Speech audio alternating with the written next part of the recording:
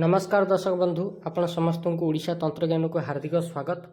आज ये वीडियो रे कहबी केउं गछ बाड़ी रे रहिले घरर सदस्यों पई विपद से विषय रे आज आम आलोचना करबा।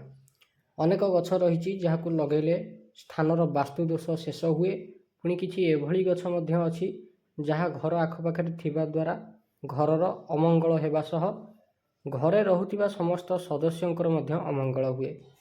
तेबे आज भिडियोटी को संपूर्ण देखंतु, जद्वारा घरर वास्तुदोष केमिति काटिबे, कौ दोष थिले कौन प्रतिकार करिवे, आ केउं गछ घर आखपाखे थिले कौन करिवे से विषय रे कहिबी। आमे साधारणतः बास करुथिबा स्थान रे बाड़ी बगीचा रे केतक वृक्ष रोपण करिथाउ।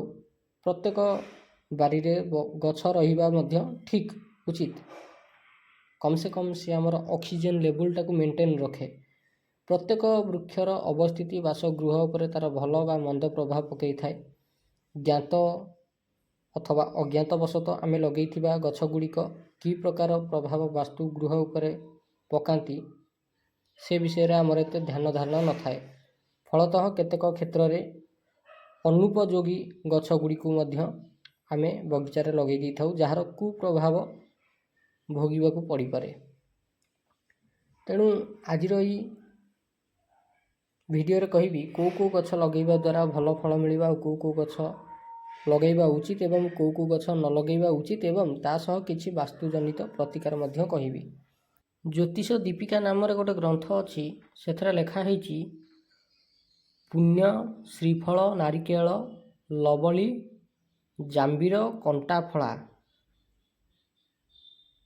नागरंग मधुकार मासिरीश्या मदाहा नाती चंपक मल्लिका बकुंदका सौभाग्यनन पाटंदो देवा शोक जयंतिका तगरिका नित्यम श्रियम कुर्वते। अर्थात गुआ, नड़िया, लेंबू, क्षीरकोड़ी, आंब, डालिंब, नारंग, गुलुची, कदली, शिरीष, अँला, जाई, चंपा, मल्ली, बौल, सजना, पाटली, देवदारू, अशोक, जयंती और टगर ये सबू गछ लगेइबा द्वारा घरर श्री बुद्धि होइथाए।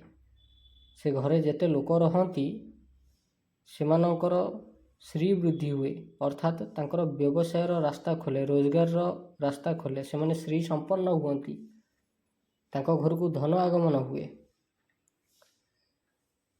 पुणी कहुଯାଇଛି कौन तुलसी, लेंबू, गुआ, पणस, केतकी, पद्म, डालचिनी, नड़िया, पिजुड़ी, कदली ये सब गछ घर रे लगेइबा द्वारा, घर परिवेश भितर लगेइबा द्वारा से घरे माता लक्ष्मींकर वास हुए।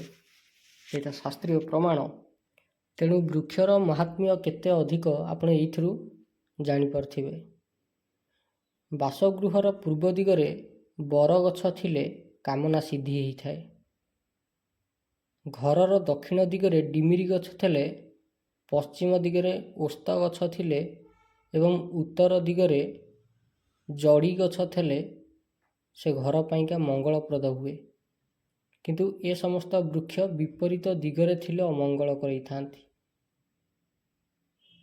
बासगृह रे लगेइबा द्वारा डालिंब, अशोक, नागेश्वर, बेल, जाफरान केसर ये सब गछ बासगृह रे लगेइबा द्वारा घरर मंगल हुए। रक्त पुष्पधारी वृक्ष जेमति कि गोलाप, मंदार लगेइबा द्वारा राजजय होइथाए, अर्थात शत्रु मानक उपरे विजय प्राप्ति करिवार क्षमताटा मिले। क्षीर युक्त गछ लगेइबा द्वारा पशु भय होइथाए, अर्थात जदि कन्यारी अन्यान्य गछ जेमती बर गछ, अर्थात जो गछरु क्षीर बाहरे, से क्षीर बाहरुथिबा गछ जदि घर आखपाखरे थाए, तार दिग ठीक न थाए, तेबे से घरे जेते पशुपक्षी रहिबे से पशुपक्षी ऊपर विपद, से पशुपक्षी आग मृत्यु होइजिवो। जदि घर आखपाखरे कंटकित वृक्ष थाए, तेबे से घर प्रति शत्रु भय करती, से घर को देखिले शत्रु भय करती।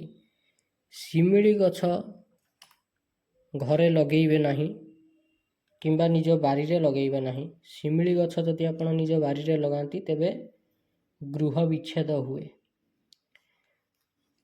ସେମିତି ଖଇର, ପଳାଶ, ନିମ୍ବ, ଖଜୁରୀ, ଜାମୁକୋଳି, ଜେଉଟ, ତିନ୍ତୁଳି, କାଞ୍ଚନ, ମୂଳଶିମ୍ବ, ବାହାଡ଼ା, କଇଁଥ, ଦୁଦୁରା, ହରିଡ଼ା, ସପ୍ତଫେଣି, ସିଝୁ ଏସବୁ ଗଛ ଯଦି ନିଜ ଘର ବଗିଚା ହତା ଭିତରେ ଲଗାନ୍ତି ତେବେ ଧନ ହାନି ହୁଏ। ତେଣୁ ଯଥା ସମ୍ଭବ ଚେଷ୍ଟା କରିବେ ଏସବୁ ଗଛକୁ ଦୂରେଇକି ରଖିବା ପାଇଁକା। ତେବେ ବାସଗୃହର ପୂର୍ବ ଦିଗରେ ଓସ୍ତ ଗଛ, ଦକ୍ଷିଣ ଦିଗରେ ପଳାଶ ଗଛ, ପଶ୍ଚିମ ଦିଗରେ ବର ଗଛ, ଉତ୍ତର ଦିଗରେ ଡିମିରି ଗଛ। ଉଦୁମ୍ବର ମାନେ ଡିମିରି, ଏଇଟା ମନେ ରଖିଥିବେ। ଡିମିରି ଗଛ ଉଦୁମ୍ବର ଗଛ ଏ ଦୁଇଟାକୁ ଗୋଟାଏ ପ୍ରକାରର। ଡିମିରି ଗଛ ନୈಋତ କୋଣରେ କଣ୍ଟା ଜାତୀୟ ଗଛ, ଈଶାନ୍ୟ କୋଣରେ ରକ୍ତବର୍ଣ୍ଣ ପୁଷ୍ପର ଗଛ, ଆଗ୍ନେୟ କୋଣରେ କ୍ଷୀରଯୁକ୍ତ ଗଛ ତଥା ବାୟୁ କୋଣରେ ଶିମିଳି ଗଛ ଥିଲେ ଅଶୁଭକାରକ ହୋଇଥାଏ।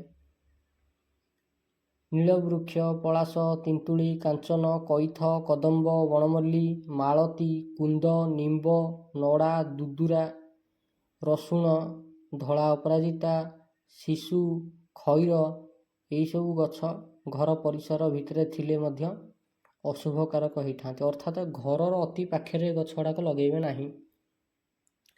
ଘରଠାରୁ ଯେତେ ଦୂରେଇକି ଲଗେଇବେ ଏଇଟା ସେତେ ଭଲ। ଅଶୋକ, ନାଗେଶ୍ୱର, ବଉଳ, ଶମୀ, ଚମ୍ପା, ଅର୍ଜୁନ, ପଣସ, କେତକୀ, ଚାମେଲି, ନଡ଼ିଆ, ମହୁଲ, ଶାଳ ଗଛ ଏସବୁ ଗଛ ଘରର ଯେତେ ପାଖରେ ରହିବ ସେତେ ଅଧିକ ଶୁଭ। ବଣ ଡିମିରି, ନିମ୍ବ, ଅଗସ୍ତି, ବରକୋଳି, ନିର୍ଗୁଣ୍ଡି, ତିନ୍ତୁଳି, କଦମ୍ବ, ଲେମ୍ବୁ, ଡାଳିମ୍ବ, ଖଜୁରୀ ଏସବୁ ଘର ପାଖରେ ଯଦି ରହିଲା ତେବେ ଅଶୁଭ। ଧ୍ୟାନ ଦେବେ ଘରର ନୈಋତ କୋଣରେ ତିନ୍ତୁଳି ଗଛ ଶୁଭପ୍ରଦ ହୁଏ।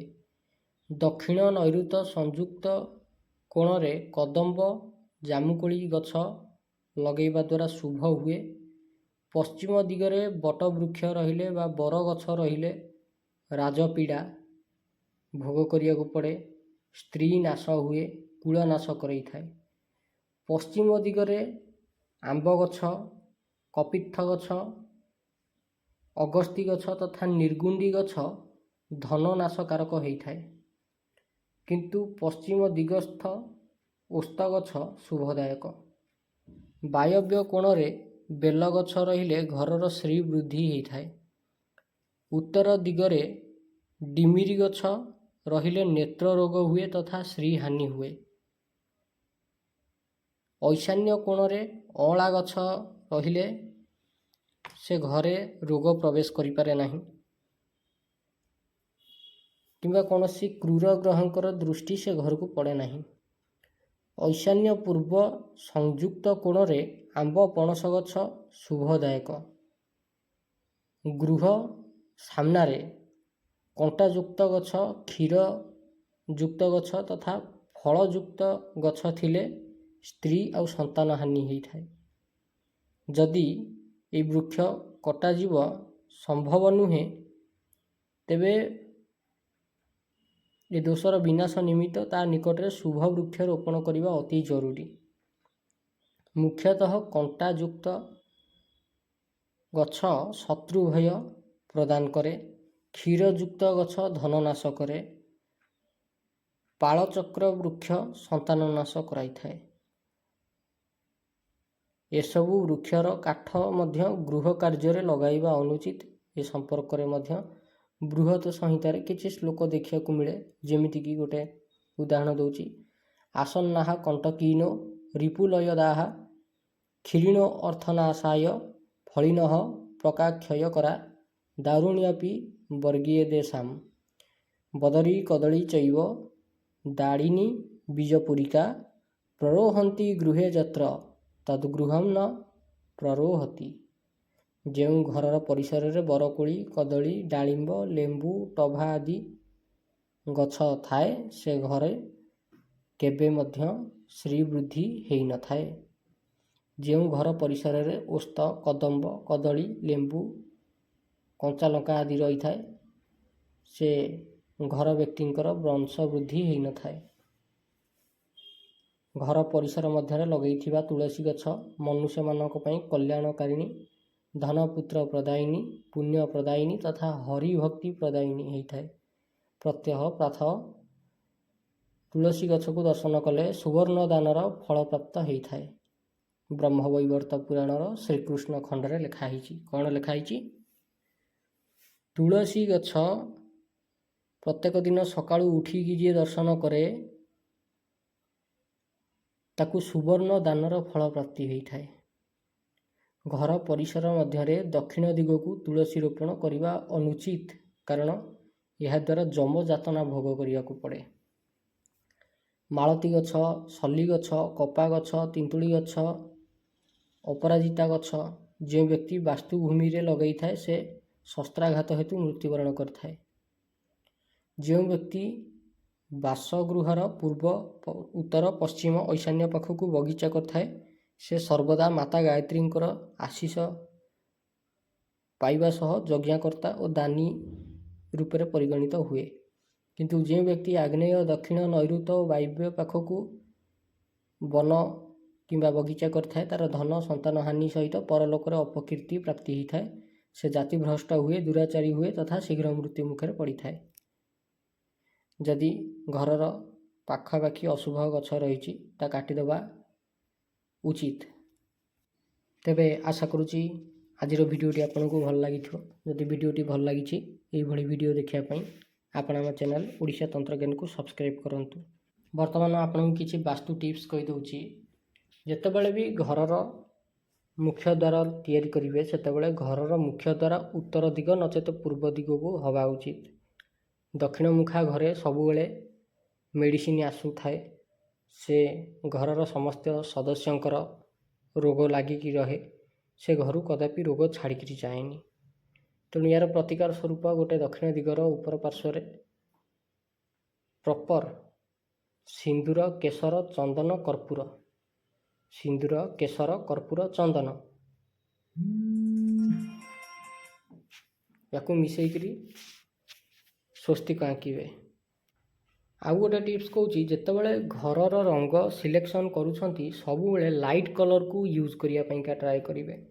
ଜମାରୁ ଡିପ୍ କଲର୍ ୟୁଜ୍ କରିବେ ନାହିଁ, କାରଣ ଡିପ୍ କଲର୍ ୟୁଜ୍ କରିବା ମାତ୍ରକେ ଘର ପାଇଁକା ସେ ଘରେ ଅନେକ ବାଧାବିଘ୍ନ ଉତ୍ପନ୍ନ କରାଏ ଡିପ୍ କଲର୍। ତେଣୁ ଯେତେ ଲାଇଟ୍ କଲର୍ ହେବ ସେତେ ଭଲ। ଯଦି ଘରର ପାଣି ସ୍ଥାନ ବା ଯାହାକୁ କୂଅ କହୁଛେ କିମ୍ବା ନଳକୂପ କହୁଛେ କିମ୍ବା ପାଣି ଟାଙ୍କି କହୁଛେ ଏଗୁଡ଼ା ଯଦି ରଖିବା ପାଇଁକା ଚାହାନ୍ତି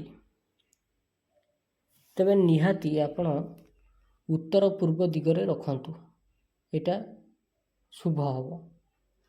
ଯଦି ଆଇନା ଘର ଭିତରେ ଲଗେଇବାକୁ ଚାହାନ୍ତି ତେବେ ଆଇନାକୁ ଦକ୍ଷିଣ ପଟକୁ ଲଗେଇ ପାରିବେ, ଯାହାଦ୍ୱାରା କି ଆପଣ ନିଜେ ଦକ୍ଷିଣ ଦିଗକୁ ମୁହଁ କରିକିରି ଆଇନାକୁ ଦେଖିବେ। ଆଇନାର ମୁହଁଟା ଉତ୍ତର ଦିଗକୁ ରହିବ। ଆଉ ଗୋଟେ କାମ କରି ସବୁବେଳେ ଆଇନା ଉପରେ ଗୋଟେ କପଡ଼ା ଘୋଡ଼େଇକିରି ରଖୁଥିବେ, କାରଣ ଆଇନାକୁ ସେମିତି ଖାଲି ଛାଡ଼ନ୍ତି ନାହିଁ।